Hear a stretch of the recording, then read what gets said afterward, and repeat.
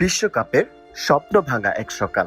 Crore crore Argentina সমর্থকদের মতো পটিয়ার football প্রেমীদেরও মনে নেমে আসে গভীর বিষাদের ছায়া। 12ই জুন থেকে শুরু, আজ 20শে জুলাই। বিশ্বকাপের এই এক মাস টান টান উত্তেজনার দিক দিয়ে শেষ হয়েছে। স্পেনের সাথে এক্সট্রা টাইমে গিয়ে 1-0 গোলে হেরে আর্জেন্টিনা বিশ্বকাপ থেকে ছিটকে পড়েছে। আর্জেন্টিনার প্রচুর সমর্থক এখানে পটিয়া মাঠে হয়েছে, তারা হতাশা নিয়ে তাদের বাড়ি ফিরছে। রুদ্ধশ্বাস ফাইনালে স্পেন 1-0 গোলে আর্জেন্টিনাকে হারিয়ে দ্বিতীয়বারের মতো বিশ্ব চ্যাম্পিয়নের মুকুট জিতে নেয়। ম্যাচের শেষ বাঁশি বাজার সঙ্গে সঙ্গেই পটিয়া মাঠের বড় পর্দার সামনে জড়ো হওয়া হাজারো আর্জেন্টিনা সমর্থকের মাঝে নেমে আসে মুহূর্তের নীরবতা।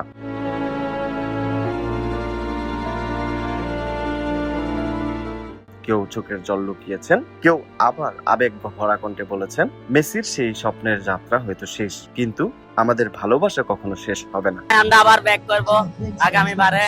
আর্জেন্টিনা হেরে গেছে, আমার অনেক কষ্ট লাগতেছে। জিতলে আমি খুব খুশি হইতাম। সবচেয়ে গোল্ডেন জেনারেশন। আমরা অলরেডি আর্জেন্টিনার 3টা ফাইনাল দেখেছি, 2টা রানার আপ, একটা চ্যাম্পিয়ন।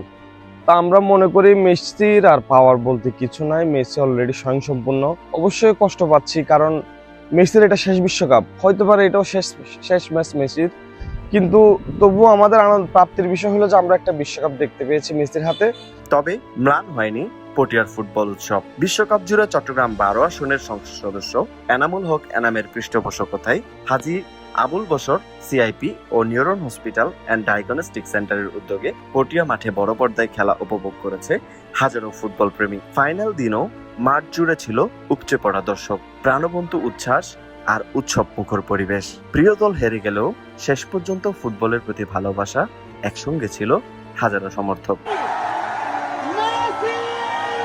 এত বিপুল দর্শকের উপস্থিতিতে সন্তোষ এবং গর্ব প্রকাশ করেছেন আয়োজকেরা। তারা জানান পটিয়ার মানুষকে একসঙ্গে আনন্দ দেওয়ার এমন আয়োজন ভবিষ্যতেও অব্যাহত থাকবে।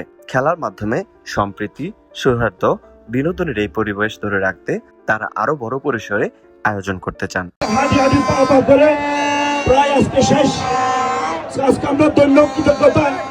আপনারা যে ভালোবাসা উদারতা আমাদেরকে দিয়েছেন, আমরা যেন ইউটিউব ধরে রাখতে পারি, ভবিষ্যৎ যেন আরো সুন্দর সুন্দর এই পটিয়ার মাঠে আরো বড় বড় জনগুলো আয়োজন করতে পারি, ইনশাল্লাহ আমি সত্য কথা মনে করব। শিরোপা হাতছাড়া হলেও পটিয়ার সেই রাত হারায়নি তার সৌন্দর্য। একসঙ্গে বসে খেলা দেখা, প্রিয় দলের জন্য আবেগ, প্রতিপক্ষকে সম্মান এবং ফুটবলের প্রতি অকৃত্রিম ভালোবাসা, সব মিলিয়ে এটি হয়ে থাকবে একটি স্মরণীয় অভিজ্ঞতা। কারণ ফুটবলের আসল সৌন্দর্য শুধু জয় পরাজয় নয়, মানুষকে একত্রিত করার মাধ্যমে। আবারও সেটি প্রমাণ করলেন পটিয়ার ফুটবল প্রেমীরা।